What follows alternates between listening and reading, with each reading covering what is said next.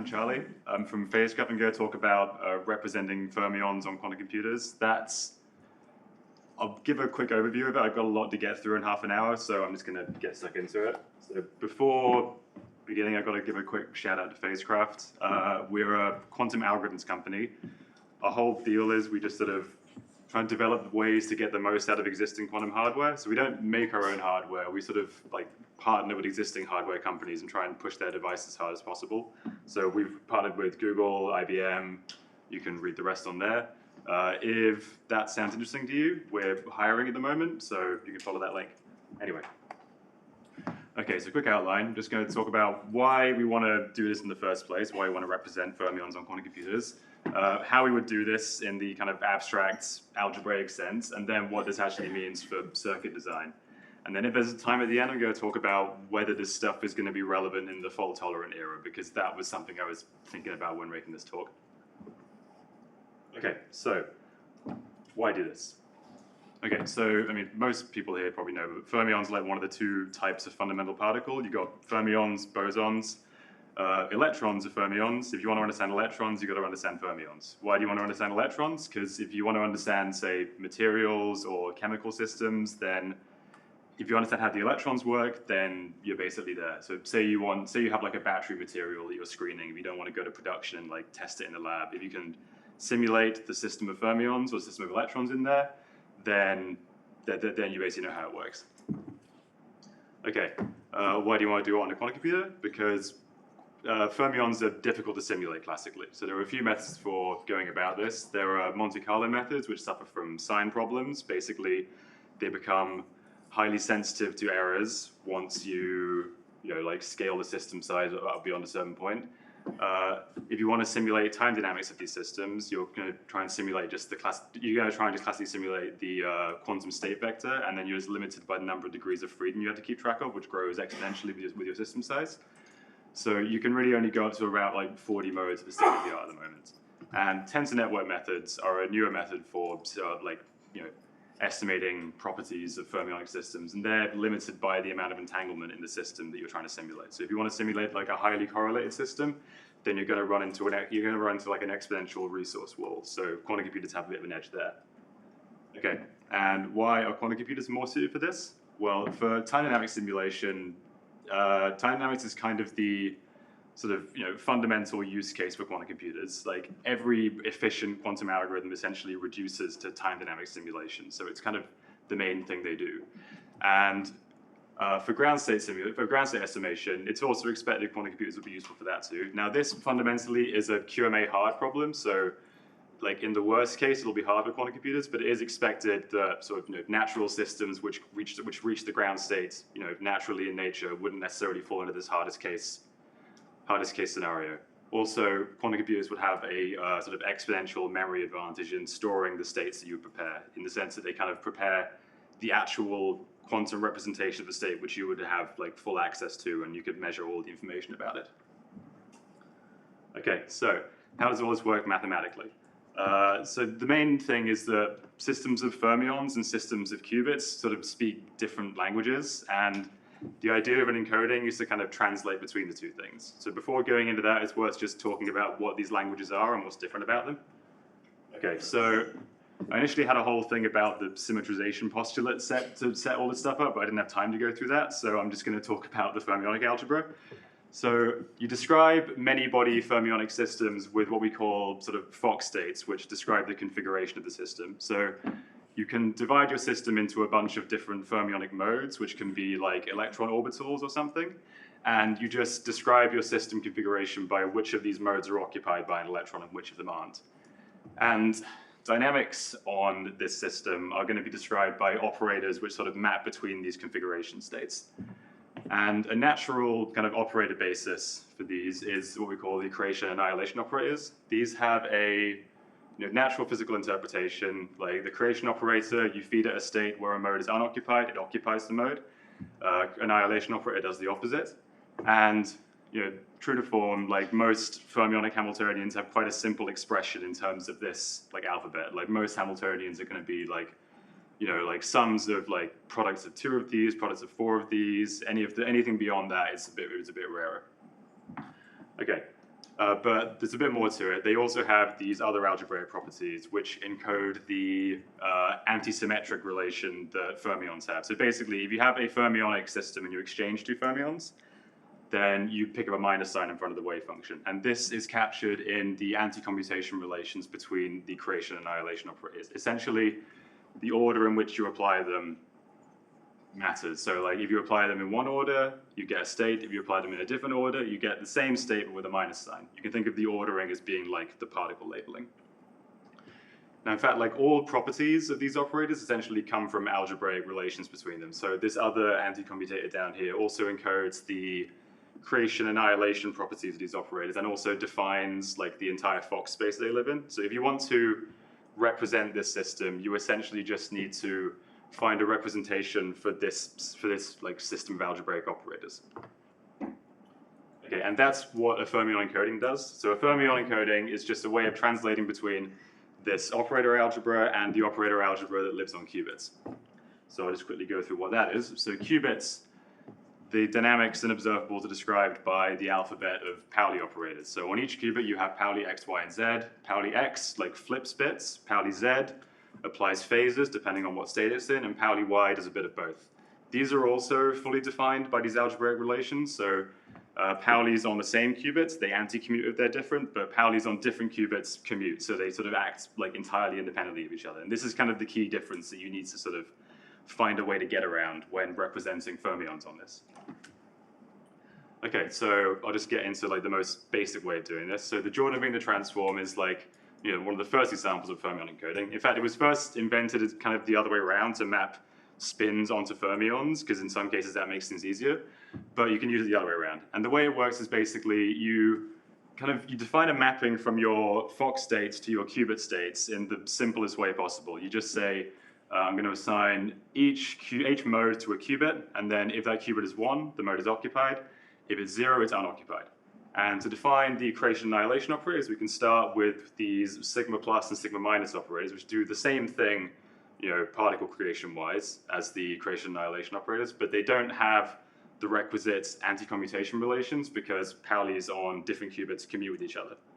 Now, the way we get around this is we just attach a big string of Pauli z's to it. So we order all of our modes in some ordering, you know, 1, 2, 3, 4. And if I want to do a creation operator on mode like 5, for instance, then I would have the sigma plus operator on mode 5 and then z's on 0, 1, 2, 3, and 4 for that single creation operator. Now what this leads to is sometimes like non-local representations of the interactions in the sense that an interaction which is like small and limited in scope in the fermionic picture can end up being a large operator which covers vast swathes of the qubit picture. So examples here, if I want to do a hopping term between mode 21 and 22, in this case, that's fine because the two Z strings like entirely cancel each other out, so we just get this weight 2 operator down at the bottom. But if I wanted to do an interaction between mode 5 and 14, some of the Z string cancels out, but I end up with this massive like arc, which sort of, you know, covers like, you know, the entire like width of the system. So what this means is that as your system size grows, the representation of local interactions is going to grow linearly with the system, or linearly with like the side length of the system. And that's going to be a problem practically later on when it comes to circuit design, which I'll get into in parts, whatever of this talk, the next bit. Oops. Okay, now I'm going to get into some more advanced encodings, but before going into that, it's worth talking about Majorana operators. And they are basically just a different operator basis for the fermionic algebra. And so if you can represent these operators, it's the same as if you can represent the creation annihilation operators. But the reason we work with these is because they have some nice properties which make them more amenable to encoding design. In particular, they are self-inverse, Hermitian, and their only sort of anti-commutation relation is that they just anti-commute with each other. Their anti-commutator doesn't like give you a weird other value or anything like that. So this makes them particularly easy to map onto products of Pauli operators. And that's what we do with local encoding. So local encodings were first invented around early 2000s by Bravyi and Kitaev and Bastrait and Sirac. They both had some slightly different ways of getting to it, but Bravyi and Kitaev's one is the one that's used the most and is a bit more instructive, I think. So I'll start with that. Well, I'll only do that one. So what we do is we define a locality structure on our system, so that's a graph, and on each node of the graph, each vertex, a fermionic mode lives there, and the edges indicate which modes are going to be talking to each other. And the goal is to create a representation of interactions between these neighboring modes that are local in the Pauli picture. So what we do is we start with a new operator basis based on this graph structure. So for every edge on the graph, we have this edge operator, which is a Majorana at one end and a Majorana at the other end.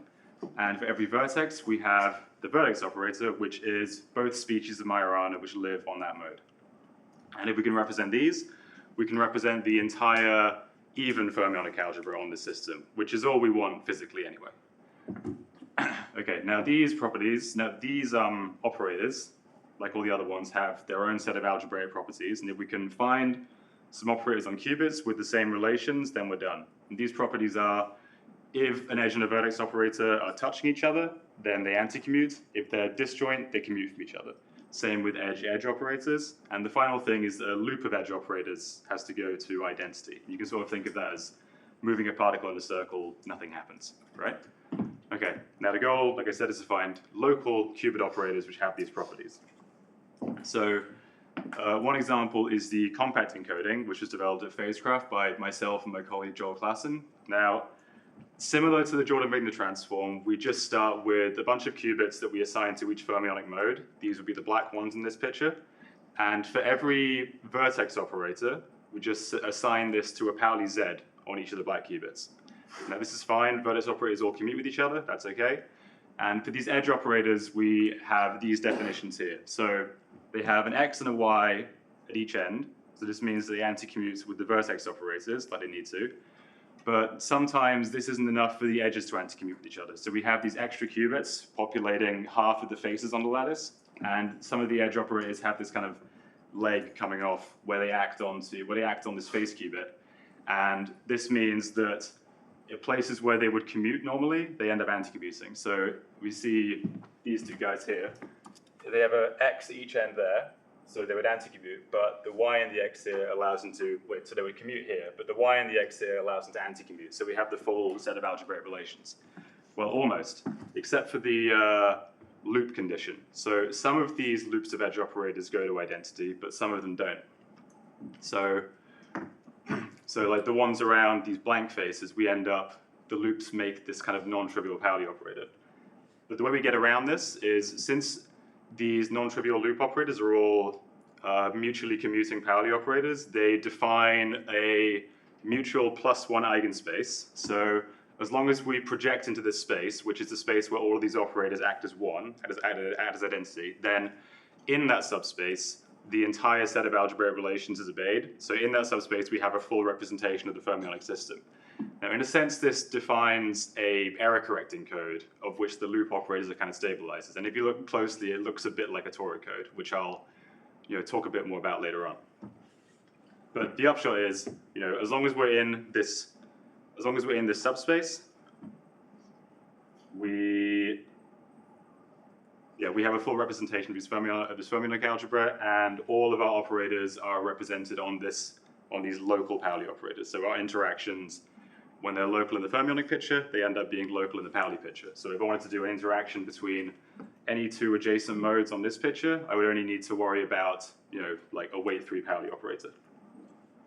So what does this actually mean for circuit design? So the main thing we're going to use fermionic encodings for is time dynamic simulation. Time dynamic simulation is basically the problem where you set up an encoded quantum state on your quantum computer and then simulate it to evolve under some real-world conditions, and then ideally at the end you get an encoded version of the evolved state, and then you can just measure that or probe it any way you want. This is useful, A, for just probing time dynamics of a system, so you want to perturb it and see what happens, or it can be useful for ground state preparation or ground state energy estimation. These methods use phase estimation, or you can even use Krylov methods, which involve time dynamic simulation somehow.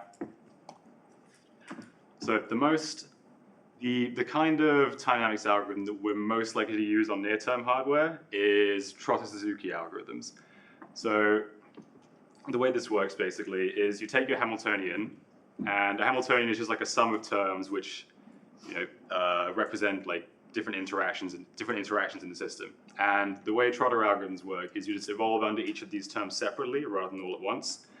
And if you evolve under these terms separately for a small enough time, then it gets quite close to actually evolving under the entire Hamiltonian for that small time. So if you evolve under all these interactions separately for a small time and then repeat that process over and over again, you end up with something which approximates evolution under the entire system for an extended period of time. The smaller your time steps, the smaller your error.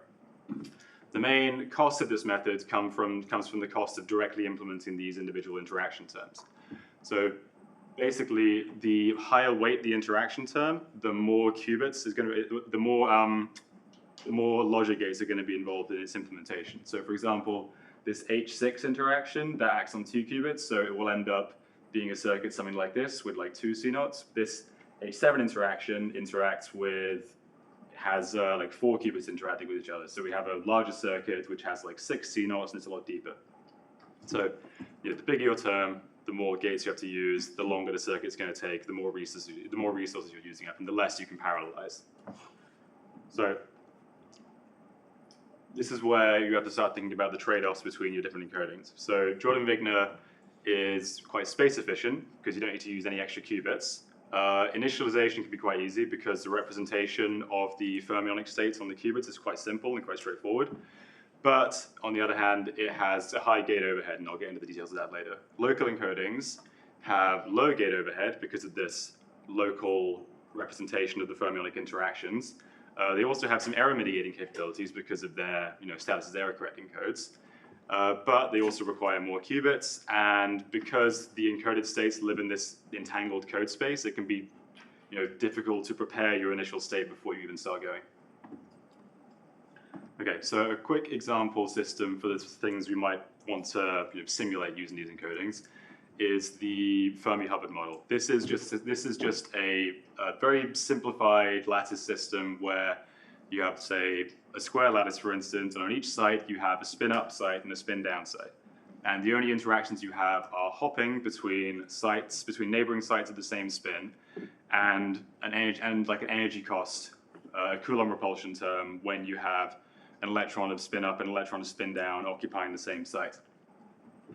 Now, in local encodings and Jordan-Wigner, this on-site interaction ends up being local in both cases. So the main bottleneck, the main point of comparison between them is going to be how you implement the hopping terms, which is what I'll concentrate on later on, what I'll concentrate on next. So in the Jordan-Wigner case, the most naive way of doing it would just be to implement all of your hopping terms directly. And because of these large representations of these local interactions, a hopping interaction between, say, mode 5 and mode 14 is going to need a circuit which looks something like this, just this huge, massive stack of CNOT gates. Whereas the ones that are adjacent on the ordering are only going to be these small ones. But this isn't the cleverest way of doing it. One way you can get around this is by using what we call swap networks. So swap networks start off by just applying all of the nearby interactions, all of the ones that are local along the horizontal. So all the ones that are lying along this bold line here. And then what we do is we just do a sort of nested layer of fermionic swaps, which essentially move the fermionic modes along this dotted line until they reach these bits where kind of the snake curves around. So we'll do a series of swaps which take mode 5 and 14 all the way over to modes to where modes 7 and 9 are. And then once they're over there, we just implement a local interaction. And if you choose your swap network correctly, then you can continuously shuffle everything around so that everything always ends up next to each other at some point, and then by the end of it, everything is back where it started. Okay. Now with the combat encoding or local encodings, things are a bit more complicated because it's a more complicated system. So first off, you need to prepare your initial state, and that's going to be the same as just preparing an entangled error correcting code space state. And you can do this a couple of ways. You can either coherently measure all of your stabilizers, and this is nice because you can do it in a constant depth, so you can sort of take half of these, measure them in one go, and take the other half, measure them in one go. this requires intermediate measurements on your device, which not all devices have at the moment. The other thing you can do is you can just unitarily encode them. So you can just define a circuit which takes you from a load of Zs on separate qubits and then entangles them together to create this stabilized state.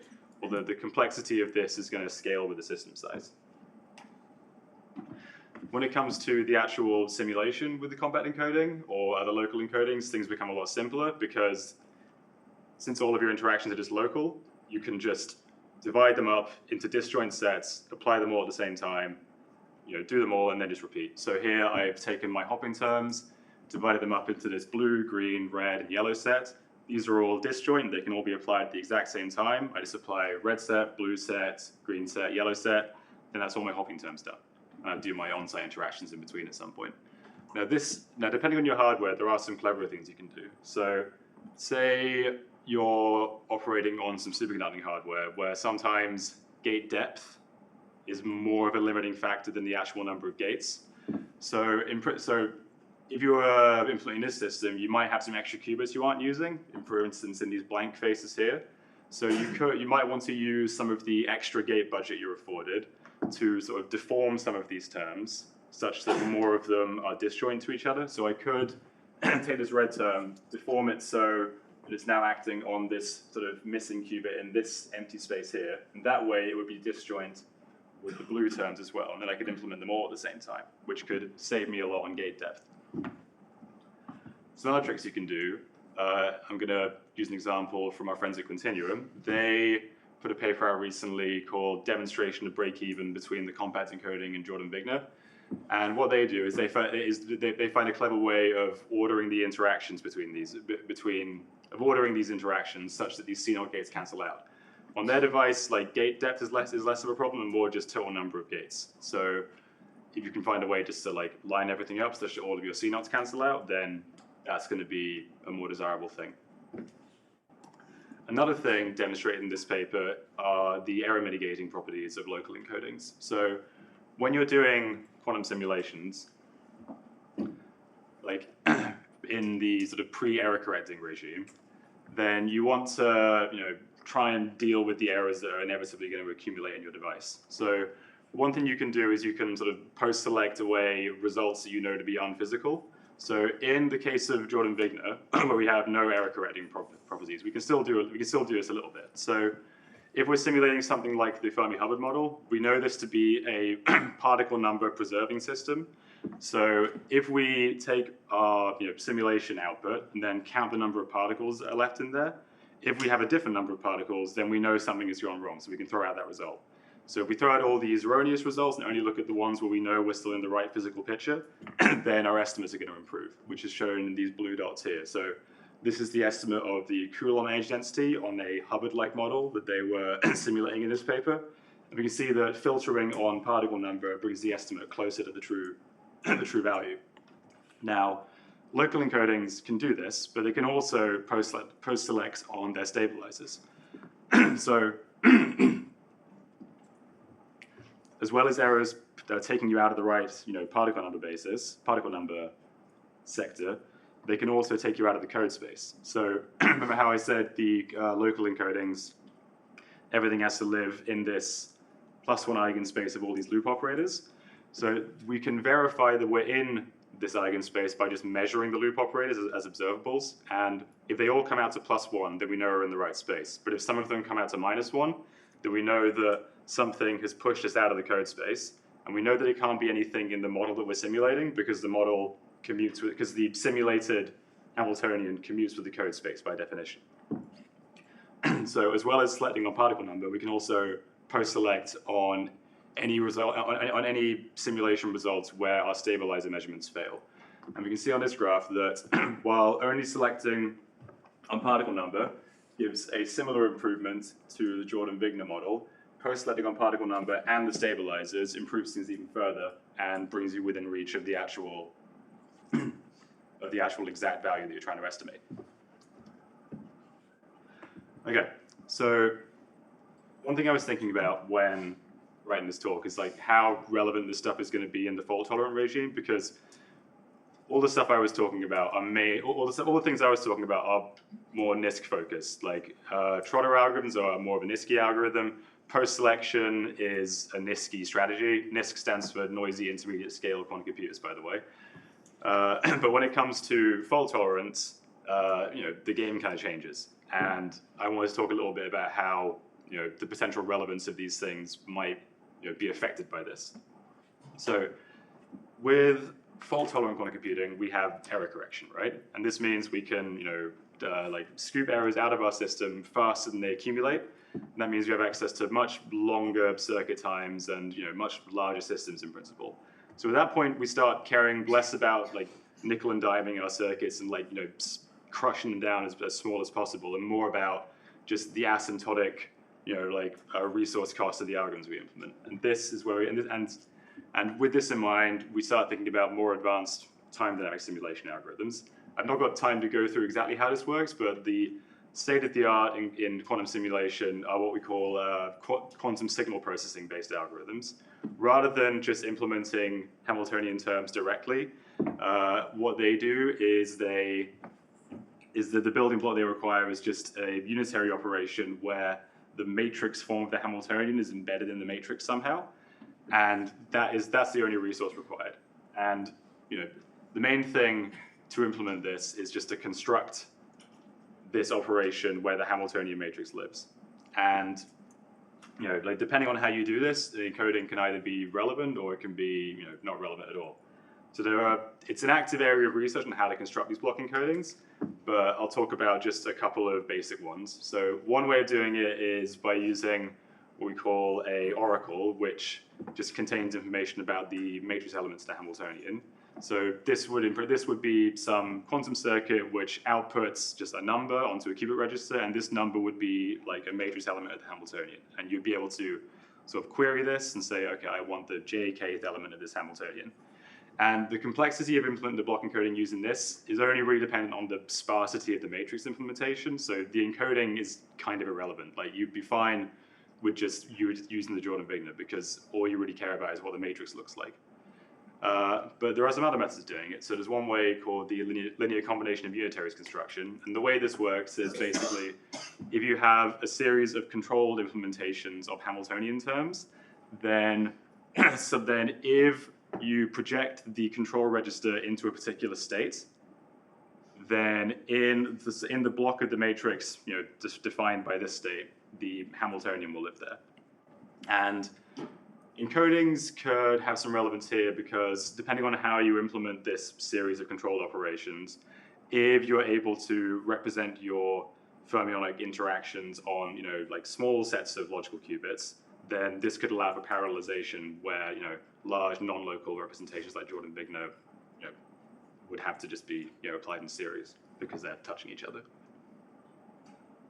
Another thing to think about are there are some more advanced encoding methods out there. I haven't got time to go through it now, but recently William Kirby and others described this sort of what I call unitary encoding methods, which is built on quantum signal processing and has logarithmic scaling in system size as well as operator weight. And this is built on quantum signal processing, so it would be more of a fault-tolerant era application. And the final thing to think about is, so remember how I said the fermion encodings have a resemblance to the toric code, these loop operators? Well, it turns out the encodings have like quite a deep connection to topological phases. Like if you look at any like 2D local encoding, you can basically just squint and see a toric code in almost all of them.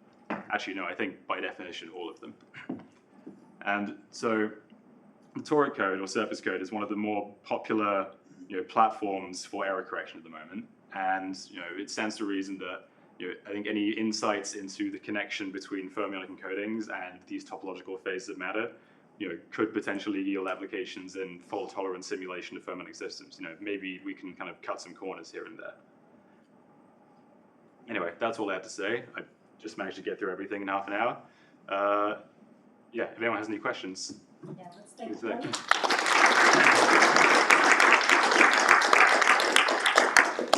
Yeah, any questions? Yep, I see a hand. Yep. Hi, thanks for the talk. I was wondering, particular, what's the most compelling reason to consider qubit connectivities with the same the same connection graph as the Hamiltonian that we're interested in? Because when people consider square lattice qubit arrangements to simulate square lattice fermionic Hamiltonians, and is that motivated by, is that because that's more convenient, or is it more that that's what we have? I think the kind of lattice picture makes sense because so there's a result by Zhao and Wen which shows that if you map sort of a system of fermions onto a system with a kind of tensor product structure, like that lives in some space, and you want to like simulate, and you want to represent an interaction between two kind of distant modes on this tensor product structure, then fundamentally you have to have this sort of string connecting the two of them. So it kind of makes the most sense to have interacting modes be kind of next to each other in the qubit picture. I know if that makes sense, but I don't know, we can talk about it afterwards. It's a good question. There was another question. Hi, Charlie. Hey. I thought it was nice you pointed out that this kind of picture is mostly about the two qubit gates. Yeah. When we go to the other worlds, or the other gates with the noisy ones that you care about. Right. Did you have any comments about how you might change the codings to minimize the number of, say, key gates rather than the number of two qubit gates? Honestly, I've mainly thought about these in terms of NIST devices. I guess any way that you could just sort of reduce your gate depth would probably reduce the number of T gates you would need. So like what I was talking about with this LCU method of implementing block encodings. I think if you can use encodings to sort of bring your circuit depth down, then maybe that could help. Unfortunately, Ross took my first question. Okay. One question I was thinking about was, you mentioned this link between the kind of fermion mappings and topological phases on the surface code. Yeah. And like specifically the square lattice. But there are other tilings as well out of the surface code. So we can also do things like hexagonal tilings or hyperbolic tilings. Do those also have a nice kind of relationship to fermions? Do you know? Yeah. Like any 2D lattice is going to be the toric code basically. Yeah. When you move into like 3 dimensions, the fact that they're all toric code in 2D comes from the Zhong-Wen Ha result. I think like any topologically ordered system is just some number of toric codes. When you get into 3D, things get a bit more ambiguous, but there's usually some kind of topological phase with a fermionic excitation living in there somewhere. At least that's what I've noticed. Is there any other question in the room? Can I ask like kind of a big picture question? Okay. So sort of, I guess you've tried these algorithms on various hardware platforms, say for simulating batteries or something. Mm-hmm. Like, how far off are we from kind of getting something interesting out of these noisy platforms? Out of the noisy platforms? Yeah, like, I mean, in the NISQ regime, right? Like, if I want to get some quantum advantage in the NISQ regime that I cannot do, like classically. I'm reluctant to put a timeline on it because I don't know much about how. I think it's more a question of the hardware improving than. Right, but I guess my question is, hardware is somewhere here, right? Yeah. And you want it to be, I don't know, how big is the gap? Like, how big a problem can you tackle before it just decoheres into garbage, right? I mean, we can. I think at the current level we can implement. We're currently working at a similar level to I think what used to be the classical limit on like lattice systems like Fermi-Hubbard. So Fermi-Hubbard with Monte Carlo methods, I think you could get up to about like a 5x5 lattice, and without going into some details, like we're doing some simulation work on systems like that at about a similar scale. So I think we're currently on the cusp of maybe overtaking classical methods, but not at the moment. Okay, so you're saying in terms of the hardware, if the hardware just improves not so much, you think you will be able to outperform. Maybe, yeah. All right, I'll talk to you next week. Okay. There are some questions also. Just over Zoom, yeah, Oh, just okay. a question. I don't know if you want to read it out loud. What is your post-selection discard ratio? How many shots out of the total number of shots are thrown away? It depends on your circuit depth. I think if you get to about like 4 Trotter steps, you're retaining around, I think, 25% of your shots. So yeah, obviously it's not a scalable strategy. Like the deeper your circuit gets, like the more you're gonna have to throw away. But at least in the pre-fault tolerant regime, it's good for getting the most out of the devices. Thank you, Charlie. Let's thank Okay. Charlie again.